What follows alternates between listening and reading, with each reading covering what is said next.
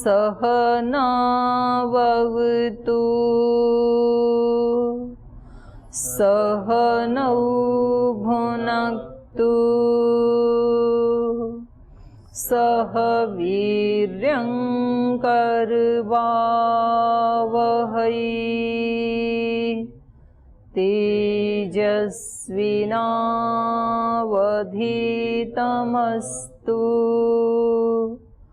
मा विद्विषावहै। ॐ शान्ति शान्ति शान्तिः।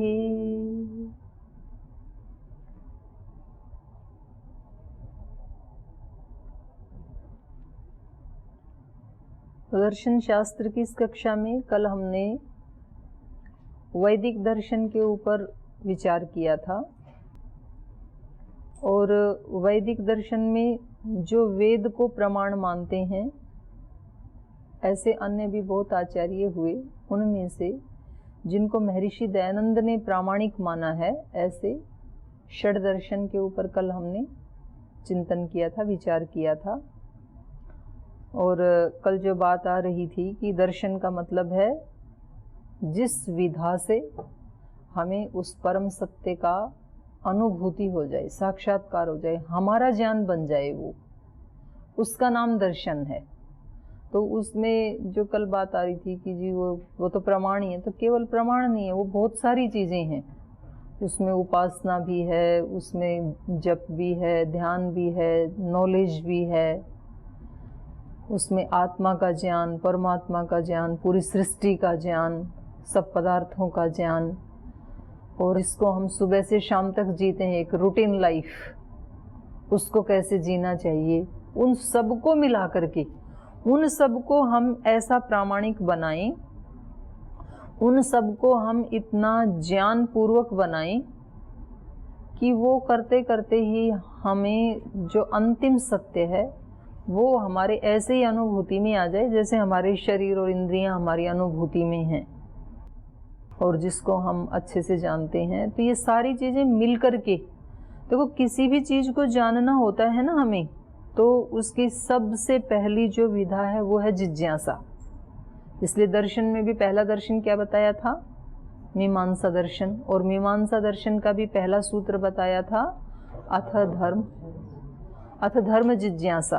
अब धर्म की जिज्ञासा करते हैं और किसी भी उपलब्धि का जो सबसे पहला पॉइंट होता है वो है जिज्ञासा। मान लीजिए कि हमें कोई प्लेयर बनना है, तो पहले तो किसी व्यक्ति के हृदय में वो जिज्ञासा होनी चाहिए कि मैं प्लेयर बनूं। अगर जिज्ञासा नहीं है तो वो व्यक्ति कभी भी प्लेयर नहीं बन सकता है।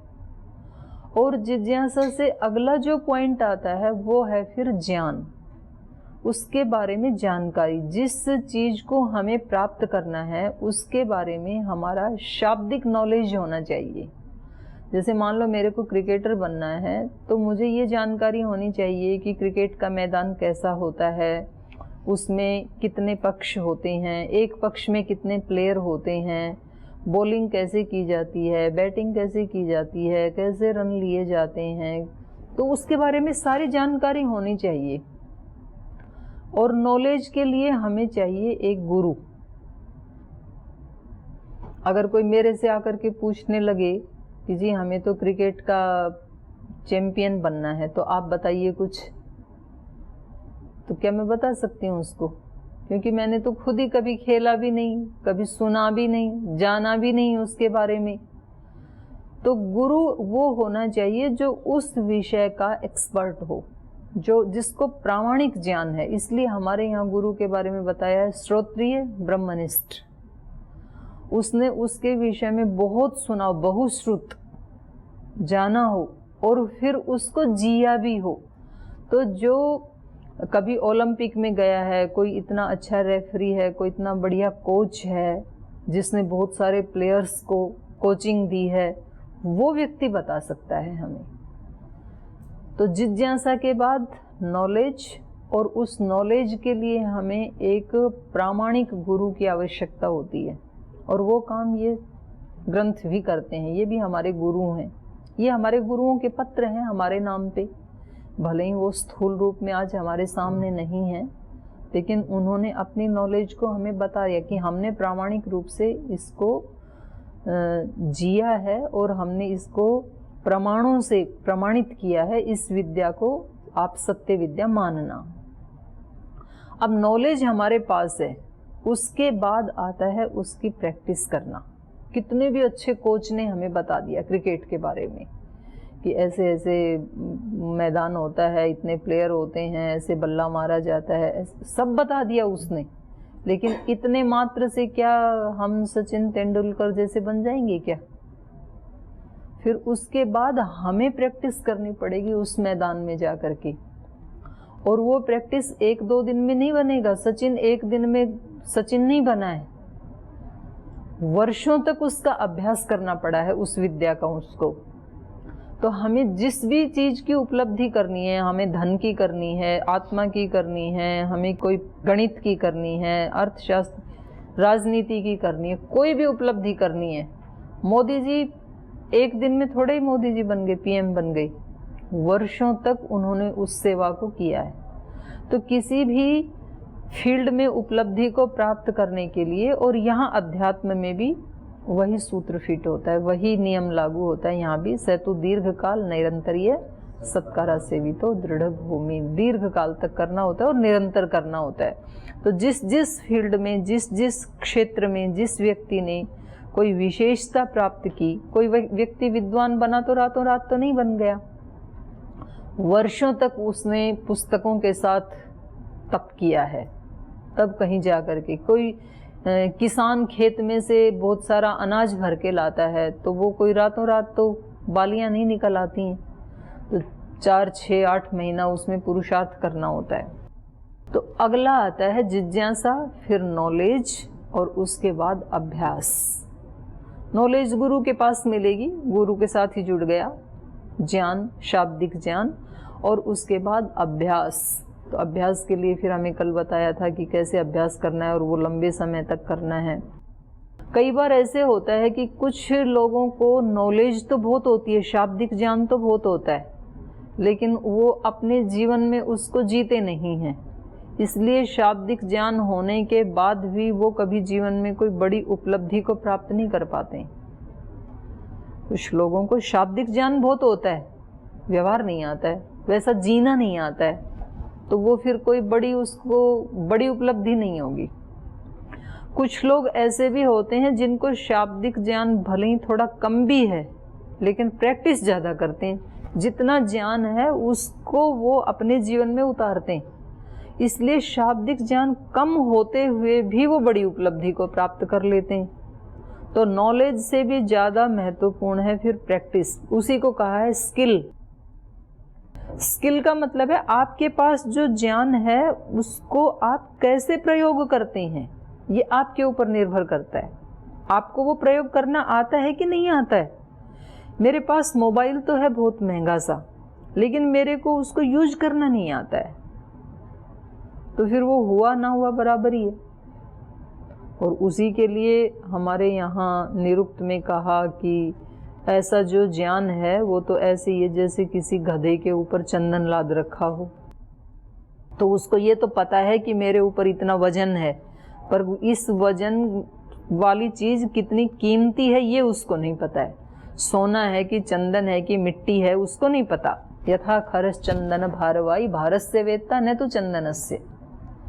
तो ये प्रैक्टिस जो है, दर्शन विद्या ऐसी है कि इसका जिन लोगों ने अपने जीवन में इसको उतारने के लिए अभ्यास किया वो दार्शनिक बन पाए।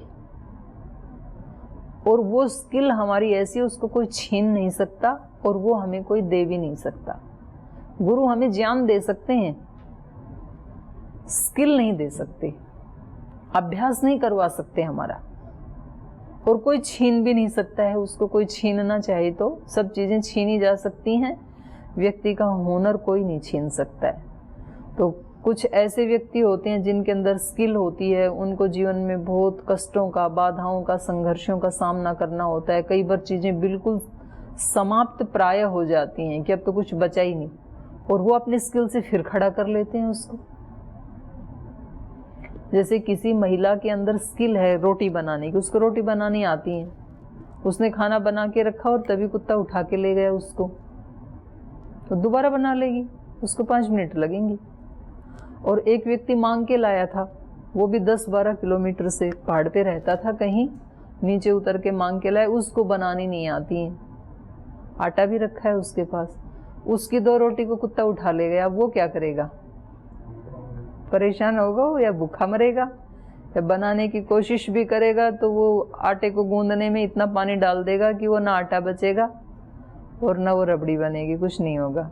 तो उस व्यक्ति को बड़ी चिंता होगी। उसके लिए तो 2 रोटी उठा ले गया तो मरण जैसा है। जिसके पास स्किल है, 1 बार ले गया कुत्ता, 2 बार ले गया, 5 बार भी ले जाए तो क्या फिर बना लेंगे अपना। तो ये हुनर जो है ये हमारे अंदर ही होता है और ये ही प्रैक्टिस में काम आता है। और वो अभ्यास करने के बाद फिर वो हमारे लिए जब सहज हो जाता है कि अब अभ्यास भी नहीं करना पड़ता, अब तो वो रूटीन में आ गई वो चीज़ें, उसका ही नाम है साक्षात्कार, अनुभूति।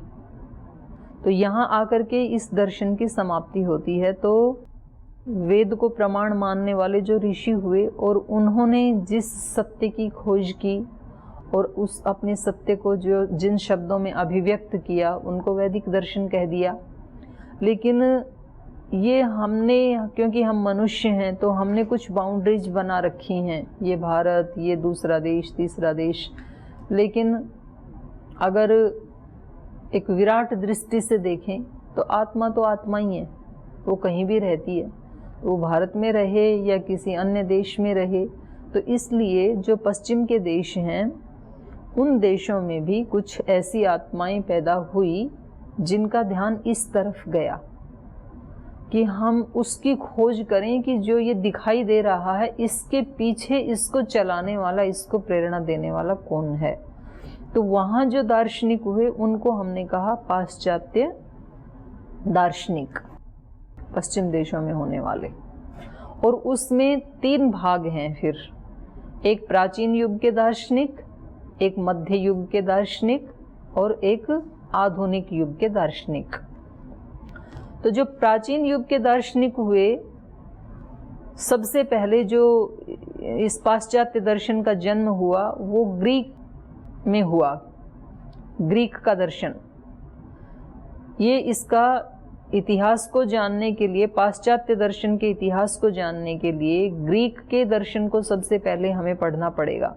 और उसमें बहुत सारे दार्शनिक हुए, ये एरिस्टोटल से लेकर के ऑगस्टाइन तक, तो लगभग इसमें 15-16 दार्शनिक हुए, जिनमें प्लेटो जो है उसने इन सारे सत्यों को, उनसे पहले वाले, प्लेटो लास्ट में हुआ प्राचीन काल में, उससे पहले जो दार्शनिक हुए उन्होंने किसी एक एक तत्व की खोज की।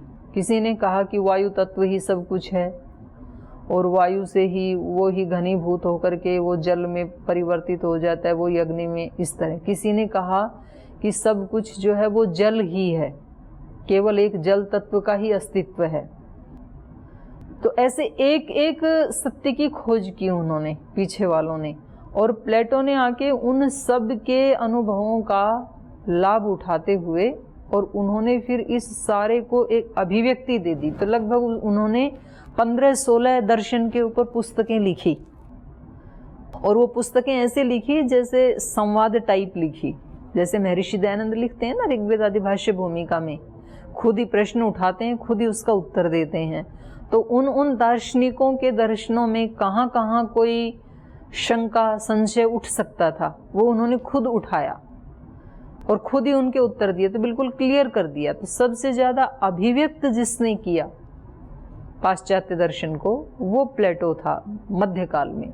जैसे योग विद्या तो बहुत प्राचीन विद्या है हमारी, सृष्टि के आदि से योग है, लेकिन वर्तमान युग में जिस घर घर तक यदि किसी ने पहुंचाया, प्रसिद्ध किया इस विद्या को, तो वो श्रद्धेय स्वामी जी महाराज हैं। तो ऐसे प्लेटो ने उसको प्राचीन युग में अस्तित्व में लाया, दर्शन विद्या को। फिर ऐसे ही मध्य युग में एंसेलम, एबेलोड, टॉमस, एक्विनस, एकहार्ट, ऐसे कुछ, लेकिन ये बहुत ज़्यादा प्रसिद्ध नहीं हो पाई। माने विश्व व्यापक नहीं हो पाए, अपने अपने देश में इन लोगों ने कुछ ख्याति को प्राप्त किया। फिर आधुनिक युग में जो हुए उसमें भी फिर 2 पार्ट हैं, एक बल्कि 3 पार्ट करेंगे हम उसके। एक प्रकार के जो दार्शनिक थे वो बुद्धिवाद को मानने वाले थे।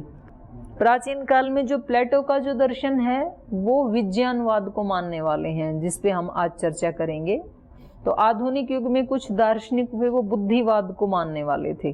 तो उनमें देकार्त, स्पिनोजा और लाइबनिज, और कुछ अनुभववाद को मानने वाले थे आधुनिक युग में, तो जॉन लॉक, जॉर्ज बर्कले और डेविड ह्यूम। तो ये अनुभववाद को मानने वाले थे। और फिर विज्ञानवाद को ही आधुनिक युग में भी वहाँ से लेकर के, प्लेटो से लेकर के कांट ने भी उसको स्वीकार किया उसी रूप में, विज्ञानवाद को ही। और फिर हेगले, सेलिंग, फिक्टे आदि ये प्रसिद्ध हुए दार्शनिक, इन्होंने निरपेक्ष विज्ञानवाद को माना। विज्ञानवाद में उन्होंने और थोड़ा सा संशोधन किया। तो आज हम प्राचीन काल के जो दार्शनिक थे उनके बारे में हम थोड़ा सा चर्चा करेंगे। प्लेटो से पहले जो हुए, कैसे इस दार्शनिक विद्या का वहाँ पर जन्म हुआ। तो जिनके आपके पास पुस्तक है, आप पहले ही पृष्ठ पे एक बार देख लीजिए, प्राचीन युग और मध्य युग में प्रथम अध्याय जो है। तो यहाँ 4थी पंक्ति है, ग्रीक दर्शन का अध्ययन पाश्चात्य दर्शन के इतिहास को जानने के लिए तो आवश्यक है ही, किंतु उसका अपना भी एक आकर्षण है। ग्रीक दर्शन के बिना पाश्चात्य दर्शन को जानना असंभव है। पाश्चात्य दर्शन के सभी महत्वपूर्ण सिद्धांतों का सूत्रपात ग्रीक दर्शन में हो पाया था। तो उसके बाद ये इन्होंने कुछ नाम बताए हैं यहाँ पर, और यहाँ पर एक ये व्यक्ति हुए हैं व्हाइट हेड, और इनका कथन था कि जो यूरोपीय दार्शनिक परंपरा प्लेटो के सिद्धांतों पर धारावाहिक टिप्पणी की उन्होंने, एक पिता पुत्र हैं। एरिस्टोटल का मध्य युग की शास्त्रीय विचारधारा पर जो अत्यधिक प्रभाव पड़ा वह प्रसिद्ध है। मध्य युग में एरिस्टोटल ज्ञान के प्रतीक माने जाते थे, जैसे आज योग के प्रतीक श्रद्धेय स्वामी जी महाराज माने जाते हैं। तो उस समय मध्य युग में एरिस्टोटल नाम के एक व्यक्ति थे, तो ज्ञान में मतलब उनका कोई सानी नहीं था उस समय, तो ज्ञान के प्रतीक थे। तो वहाँ पर एक प्रसिद्धि है, एक कहावत है, एक पिता ने अपने पुत्र को, उस पुत्र ने कहा था कि सूर्य में कुछ धब्बे हैं, ऐसे उसने खोज की पुत्र ने। तो पिता ने अपने पुत्र को पत्र लिखा और उसने कहा कि यह पत्र लिखा कि प्रिय पुत्र, मैंने एरिस्टोटल को कई बार पढ़ा है और मैं तुमको विश्वास दिलाता हूँ कि उन्होंने ऐसी कोई बात नहीं कही, इसलिए निश्चित समझो कि जिन धब्बों को तुम सूर्य में बताते हो वो सूर्य में ना होकर तुम्हारी आंखों में है। मतलब वो अपने पुत्र को बता रहे हैं कि तुम्हारा जो ज्ञान है वो प्रामाणिक नहीं है। अगर तुम्हारा ज्ञान प्रामाणिक होता तो एरिस्टोटल ने कहीं ना कहीं उसका जिक्र जरूर किया होता। मतलब वो सबसे बड़ा विद्वान था उस समय का, ज्ञान का पर्याय था उस समय। तो बोले उन्होंने कहीं जिक्र नहीं किया कि सूर्य में धब्बे होते हैं, इसलिए ये धब्बे सूर्य में नहीं हो सकते, जरूर तुम्हारी आंख में होंगे। तो मतलब किसी व्यक्ति के ऊपर इतना विश्वास होना, तो जरूर वो व्यक्ति बहुत विद्वान थे। तो ग्रीक दर्शन के अध्ययन का यूरोप को धार्मिक अंधविश्वासों से मुक्त करने में और दर्शन का स्वतंत्र वैज्ञानिक विश्लेषण करने में विशेष हाथ रहा है, क्योंकि मनुष्य का स्वभाव है वो कहीं भी रहे कहीं ना कहीं धार्मिक अंधविश्वासों में फंस ही जाता है। तो ये पूर्व पश्चिम कहीं की भी बात हो सकती है। तो ऐसे ही पश्चिम में भी बहुत सारे अंधविश्वास थे। तो ये जो दर्शन का वहाँ जन्म हुआ, और सबसे पहले जो दर्शन का वहाँ पर जन्म हुआ उसका नाम है सत्यम शिवम सुंदरम। सत्यम शिवम सुंदरम को प्रतिष्ठापित करने में भी ग्रीक दर्शन के अध्ययन का सक्रिय सहायता दी है। अब हमारे यहाँ भी माना जाता है ना उसको। तो यहाँ इसका क्या प्रमाण है, तो ये दूसरे पेज के ऊपर ही तीसरी पंक्ति है। यहाँ पर 20वीं सदी के कई अन्वेषणों से और विशेषतः भूगर्भ की खुदाई में प्राप्त कई महत्वपूर्ण वस्तुओं से ये सिद्ध हो गया कि प्राचीन ग्रीस पर मिस्र और बेबीलोनिया का प्रभाव निसंदेह पड़ा है। और कुछ लोग ये भी मानते हैं, यह भी बहुत कुछ संभव है कि भारतीय विचारधारा भी ईरान, मिस्र और बेबीलोनिया होती हुई ग्रीस उपनिवेशों में और फिर वहाँ से ग्रीस पहुँची हो। तो कुछ विचारकों का ये भी है कि ये ही दार्शनिक विद्या ईरान आदि होती हुई, बेबीलोनिया होती हुई और फिर वो ग्रीक पहुँची और वहाँ से ग्रीक के उपनिवेशों से फिर वो ग्रीस में पहुँची। इसी का सहारा लेकर, इसी प्राचीन भारतीय दार्शनिक विद्या को ही आधार बना करके उन लोगों ने अपना विकास किया, ऐसा भी मानना है। एक दार्शनिक इसमें हुए थेलीज। थेलीज पाश्चात्य दर्शन के सर्वप्रथम दार्शनिक हैं, जिन्होंने कोई दर्शन विद्या नाम की विद्या से परिचय करवाया। तो पाश्चात्य में दार्शनिक जो हुए पाश्चात्य दर्शनों में, उनमें सबसे पहला नाम है थेलीज का। इनकी गणना ग्रीस के सप्तऋषियों में की जाती है। जैसे हमारे यहाँ सप्तऋषियों का ज्ञान सबसे प्राचीन और प्रामाणिक माना जाता है, तो ऐसे ही ग्रीस के जो अच्छे अच्छे ऋषि हुए, विद्वान हुए, उनमें इनकी गणना है थेलीज की। इन्होंने मिस्र की रेखागणित प्रणाली का ग्रीस में पहली बार प्रचार किया और इनका समय ईसा से पूर्व 6वीं शताब्दी है। तो ऐसे लगता है कि ये ना लगभग भगवान महावीर और बुद्ध के समकालीन थे, समसामयिक थे, क्योंकि इनका 565 के लगभग है बुद्ध का, महावीर का। तो हो सकता है कि इन्होंने, बुद्ध ने तो बहुत प्रचार प्रसार करवाया था, तो वो ही कुछ अंश उसको आधार बना करके और फिर इन्होंने अपना विकास किया हो। तो थेलीज के अनुसार विश्व का परम तत्व जल है, इनका ये मानना था। मतलब ये कहते थे कि जल ही सब कुछ है। थेलीज के अनुसार विश्व का परम तत्व जल है। इन्होंने कहा जल से ही सृष्टि की उत्पत्ति है, जल के ऊपर ही स्थिति है और जल में ही प्रलय है। तो जल बिंदु रूप से सबका जनक है। तो हमारे भी कुछ शास्त्रों में ऐसे माना जाता है, उपनिषदों में ऐसे आता है कहीं कहीं, और आज भी ऐसे लोक में मतलब उसको महत्व देने के लिए बोल देते हैं जल है तो कल है। और जो मनुष्य की सृष्टि हुई और आज भी जो होती है रजवीरी, वो भी जल रूप है। और इस हमारी पृथ्वी की जो सृष्टि रचना है, जो नासदीय सूक्त है, तो वो भी सलिल रूप था पहले। तो इन्होंने भी ये वहाँ पर पहुँचे। इनके अनुसार भी इन्होंने कहा विश्व का परम तत्व जल है, जल से ही सृष्टि की उत्पत्ति है, जल के ऊपर ही स्थिति है और जल में ही इसका प्रलय है। जल बिंदु रूप से सबका जनक है। फिर इसके बाद एक दार्शनिक हुए एनेक्सिमेंडर, ये इनके शिष्य थे थेलीज के। इनकी कृति थी प्रकृति पर निबंध। यूरोपीय दर्शन साहित्य की ये प्रथम रचना है। इससे पहले वाले जो थे ना थेलीज, इन्होंने श्रुति परंपरा से बताया पर कोई रचना नहीं की इन्होंने। तो दार्शनिक साहित्य की पहली रचना इनके शिष्य ने की, एनेक्सिमेंडर ने की, प्रकृति पर निबंध। तो यूरोप दर्शन साहित्य की ये प्रथम रचना है। इसके कुछ अंश प्राप्त हैं। एनेक्सिमेंडर के अनुसार जल या अन्य किसी भौतिक द्रव्य को परम तत्व नहीं माना जा सकता। इन्होंने अपने गुरुजी के मत का खंडन किया और इन्होंने क्या कहा, इन्होंने कहा कि परम तत्व तो अनंत होना चाहिए और चारों भौतिक द्रव्य जो हैं, पांचवें का इनको नहीं पता था, आकाश का नहीं पता था इनको भी। इन्होंने कहा ये चारों भौतिक द्रव्य पृथ्वी, जल, अग्नि, वायु, ये तो शांत हैं। तो जल तो एक 5 भूत नहीं पता लगा इनको, 4 भूत का ही पता लगा। तो इन चारों में से एक है तो इसका तो अंत हो जाता है। तो इसको परम तत्व कैसे माना जाए जल को? तो ये तो सीमित है, इसका तो अंत हो जाता है। तो इन्होंने कहा कि नहीं, कोई परम तत्व तो इनसे अलग है, इन चारों से, जल नहीं है। तो थोड़ा आगे बढ़े वो। इनमें परस्पर संघर्ष है चारों तत्वों में। यदि इनमें कोई द्रव्य या महाभूत अनंत होता तो अन्य महाभूतों की सत्ता नहीं होती, फिर उसी की सत्ता होती। अतः परम तत्व इन चारों महाभूतों से भिन्न है और इनका भी जनक होना चाहिए। परम तत्व तो वो मानेंगे हम जो इन चारों को भी पैदा करने वाला है। तो ये इनके शिष्य ने खोज की। इस परम तत्व को उन्होंने केवल असीम कहकर पुकारा। वो क्या है उनको नहीं पता, लेकिन वो कैसा होना चाहिए, अनंत होना चाहिए। वो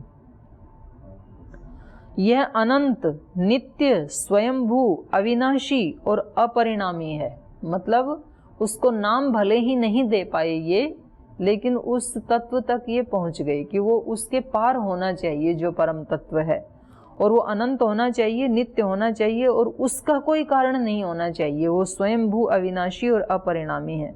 तो इस परम तत्व से सब भूतों की उत्पत्ति हुई है, इसी में उनकी स्थिति है और इसी में उनका लय है। तो स्वयं अपरिणामी और अगतिशील होने पर भी यह परम तत्व संसार की गति, परिणाम, विरोध और संघर्ष का जनक है। तो ये जो मत था इन तीनों का, इस मत को कहा जाता है माइलेशियन मत। फिर इसके बाद एक अगला मत आया, पाइथागोरियन मत। इससे आगे और विकास हुआ तो इस मत को कहा पाइथागोरियन मत।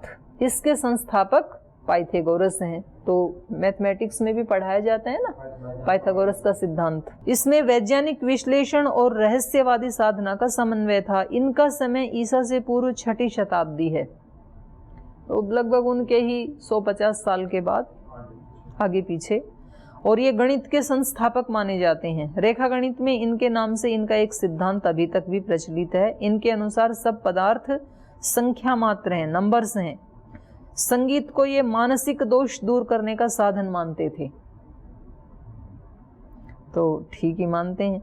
दर्शन को सर्वोत्तम संगीत कहते थे। दर्शन को ये क्या कहते थे, संगीत।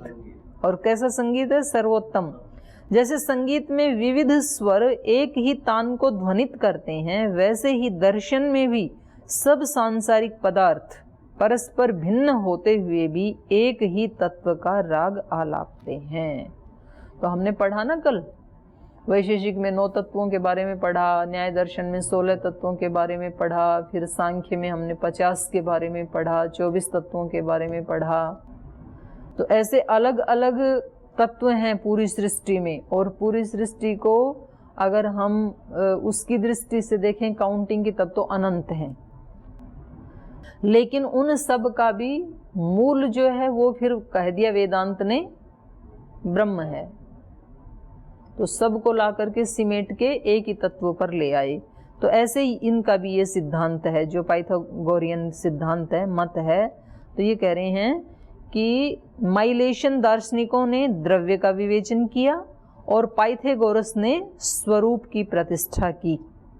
स्वरूप मतलब अतीन्द्रिय, सामान्य और विज्ञान रूप है। अब यहाँ से ये दर्शन शुरू हुआ इनका। वो जो स्वरूप है वो अतीन्द्रिय है, इंद्रियातीत है, तो हम भी ऐसा ही मानते हैं। और वो सामान्य, सामान्य का मतलब जाति, जाति विराट होती है ना, तो जैसे मनुष्य जाति, और फिर उसमें हम सब इतने सारे विशेष हो गए एक एक मनुष्य को लेकर के। तो इन्होंने कहा अतीन्द्रिय, सामान्य और विज्ञान रूप माना उसको। तो हम भी उसको सच्चित आनंद कहते हैं, ज्ञान रूप भी कहते हैं ईश्वर को।